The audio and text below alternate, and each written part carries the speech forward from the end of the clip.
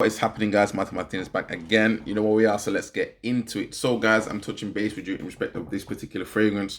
I purchased it relatively recently. It was on sale in Boots, 60ml, and this is the EDT from Dior. Dior Sauvage is doing its thing. It's been in the game since 2015, and I actually ran out of the old bottle. I've had it for probably the best part of, it lasted me probably about 3 years, because it's not necessarily a fragrance that's been on my list. But at the same time, I thought it's a staple fragrance. I know where I am with it. It's useful for travel, 60ml. It wasn't expensive. It was about £40. And I thought to myself, you know what? It's not a bad pickup. Purchased it, guys.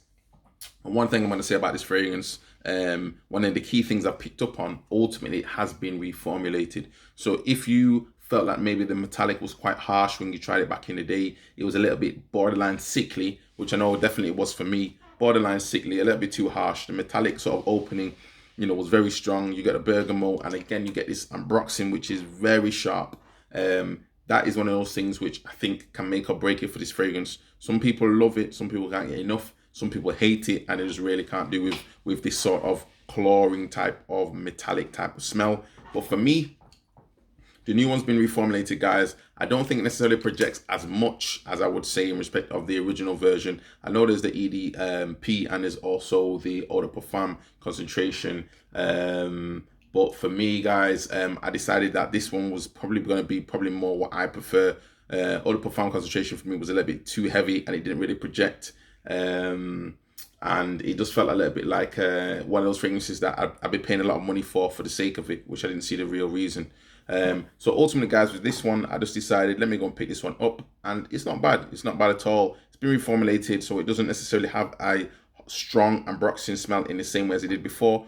Ultimately, it's still the same fragrance. It's just maybe been watered down a little bit, is what I would say. Not a bad pickup at all, guys. I've worn this. I've had compliments in the past. I've not obviously worn this necessarily out and about in lockdown to really know, but at the same time, I'm going to give this probably, hopefully when clubs are open, I'm going to give this one probably a trial run, and we'll see how it goes with the new 2020 version. But